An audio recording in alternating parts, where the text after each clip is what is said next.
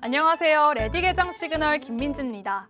이번 주 시장을 복귀해보자면 상고하저로 압축할 수 있을 것 같은데요. 출근할 때 분명히 기분 좋게 차트를 봤었는데 점심을 먹고 나니까 윗꼬리를 달고 제자리로 돌아온 모습이었습니다. 그만큼 상방과 하방의 압력이 좀 팽팽하게 대립하는 거겠죠. 그래도 어제 좀 오후 들어 조마조마했었는데 외국인과 기관의 매수세에 힘입어 코스피 5거래일 만에 7천선을 회복했고 코스닥도 매수 사이드카 발동되면서 시가총액 전반에 빨간불 켜냈고요. 오랜만에 바이오주와 2차 전지도 고개를 들었습니다. 그럼 우선 상승 모멘텀부터 한번 살펴볼까요? 이 땡큐 알파벳이라고 하더라고요. 구글의 모기업인 알파벳이 어제 호실적 발표를 했습니다. 특히 AI 인프라 투자를 확대하겠다는 가이던스를 제시를 했는데 국내 증시에서는 이를 긍정적으로 해석을 하면서 삼성전자와 SK하이닉스를 포함한 반도체주 또 AI 데이터 센터 관련주들 모두 온기를 받아갔습니다. 다만 간밤 뉴욕 증시에서는 자본 지출에 대한 우려에 주목을 하면서 알파벳 7%가량 하락 마감했습니다. 또 여기에 더해 간밤 인텔도 실적 발표를 했었는데요. 모든 부분에서 컨센서스를 크게 웃도는 어닝 서프라이즈였고요. 또 15년 만에 가장 높은 매출 증가세였습니다. 또 알파벳과 마찬가지로 인텔 또한 자본 지출을 상향 조정하겠다고 밝혔는데 이 부분 오늘 우리 시장에서 다시 한번 땡큐 인텔이 될 수 있을지 지켜보셔야 할 것 같습니다.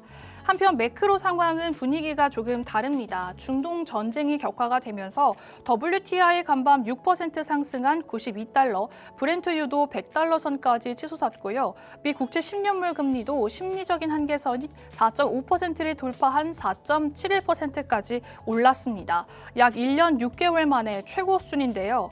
다음 주 FOMC를 앞두고 있는 만큼 연준이 이를 어떻게 해석할지 좀 지켜보셔야 할 것 같고 또 글로벌 관세가 만료가 되면서 미국이 새로 강제노동 관세를 부과를 했습니다. 우리나라는 사실상 12.5%가 확정이 된 건데 이 부분도 한번 어떻게 반영이 될지 좀 주목해 봐야 할 것 같습니다.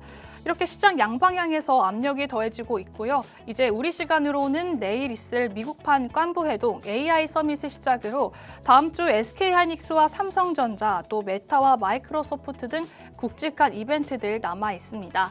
이 팽팽한 힘겨루기 시장 속에서 우리는 어떤 곳에 주목해야 할지 오늘도 30년 내공의 세력 차트 전문가 김도준 전문가님과 함께 이야기 나눠보도록 하겠습니다.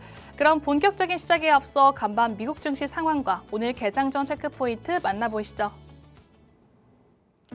안녕하세요. 레디 개장 시그널 캐스터 김다영입니다. 뉴욕 증시는 연 이틀 약세로 마감했습니다. 지정학적 리스크와 AI 수익성 우려가 겹쳤는데요. 자세한 지수 상황 확인해 보시죠. 3대 지수 동반 하락 마감했습니다. 다우존스는 0.97% 내리면서 52,000선을 내줬고요. 나스닥은 2.15% 내린 25,137선에, S&P 500은 1.21% 하락한 7,408선에 장을 마쳤습니다. 중동 긴장이 고조되면서 인플레이션 우려가 커졌고요. 전일 알파벳과 테슬라의 실적 발표 이후 AI 투자 부담 우려가 불거지면서 증시 하락을 주도했습니다. 한편 정규장 마감 후 인텔이 어닝 서프라이즈를 발표했는데요. 데이터 센터 매출이 무려 59% 급증하면서 15년 만에 최대 매출 성장세를 기록했습니다. 3분기 가이던스 역시 월가 기대치를 상회했고요. 시간외 거래에서 한때 11%까지 급등하기도 했는데요. 현재는 3%대 강세 기록하고 있습니다. 다음으로 시총 상위 종목도 확인해 보시죠. 먼저 상위단에선 일제히 약세 기록했습니다. 엔비디아 1% 넘게 하락했는데요. 엔비디아의 독주에 제동이 걸렸습니다. AMD와 엔트로픽이 AI 인프라 구축을 위한 전략적 파트너십을 체결했는데요. AMD는 향후 최대 50억 달러 규모의 지분 투자도 추진하고요. 인공지능 인프라부터 소프트웨어 투자까지 협력을 확대하며 엔비디아 중심 생태계에 도전장을 내민 것으로 풀이됩니다. 알파벳은 7% 가까이 급락했습니다. 인공지능 투자 확대를 선언했지만 시장의 반응은 냉담했는데요. 투자자들은 늘어나는 자본 지출 비용과 악화되는 현금 흐름에 주목했습니다. 알파벳이 캐펙스 전망치를 최대 2,050억 달러로 상향 조정하며 지출 규모와 지속 가능성에 대한 의문이 제기됐는데요. 빅테크 기업들이 투자에 따른 수익 창출 능력을 입증하지 못하고 있다는 우려가 커졌습니다. 마이크로소프트도 2% 넘는 약세 기록했습니다. 마이크로소프트가 인공지능 생태계 확대에 나섰는데요. 클라우드 데이터 및 AI 플랫폼 기업인 데이터브릭스와 장기 파트너십을 체결했다는 소식이 전해졌습니다. 이번 협력을 통해 애저 기반 인공지능 서비스 경쟁력을 한층 강화할 것으로 기대되는데요.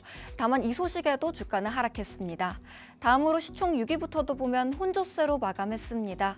스페이스X 2% 넘게 올랐는데요. 스페이스X와 테슬라의 합병 가능성에 다시 관심이 쏠리고 있습니다. 테슬라의 실적 발표 후 컨퍼런스 콜에서 두 회사의 합병 가능성이 언급됐는데요. 디버터 매니지먼트는 합병 가능성을 기존 80%에서 90%로 상향했고요. 일론 머스크 역시 두 회사의 협업이 확대되고 있다고 밝히면서 시장에서는 기대가 커지고 있습니다. 테슬라는 14% 넘게 폭락했습니다. 테슬라 역시 실적 발표 후 투자 부담 우려가 커지고 있는데요.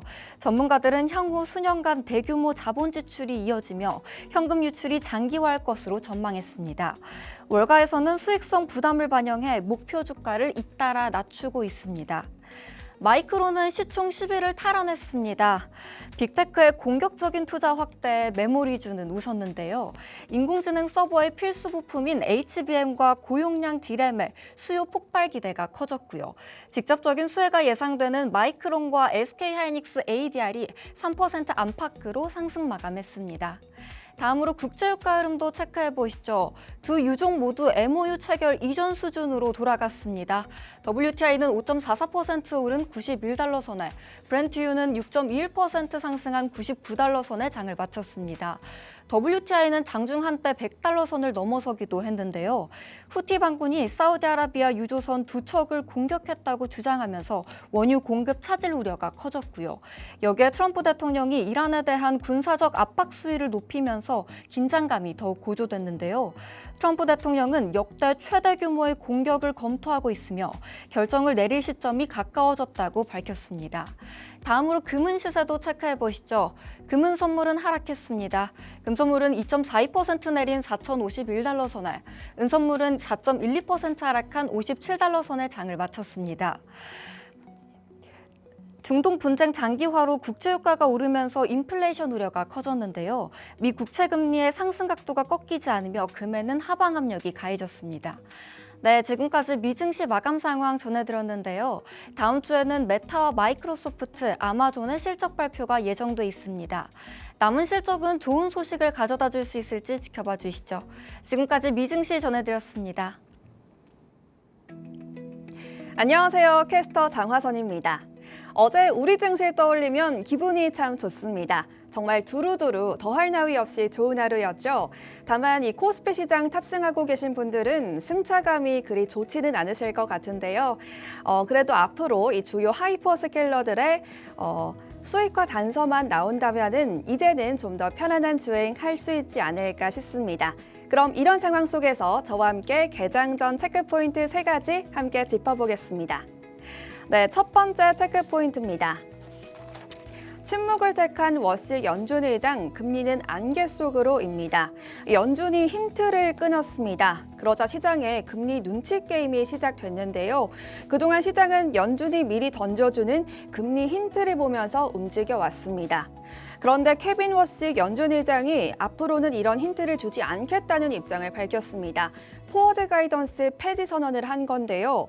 쉽게 말하면 시험 범위가 갑자기 사라진 것과 마찬가지라고 할 수 있겠습니다.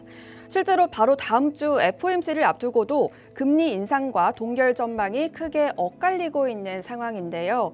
연준은 이번 FOMC에서 현행 기준금리 연 3.5에서 3.75%를 계속해서 유지할지 인상할지 결정하는데요.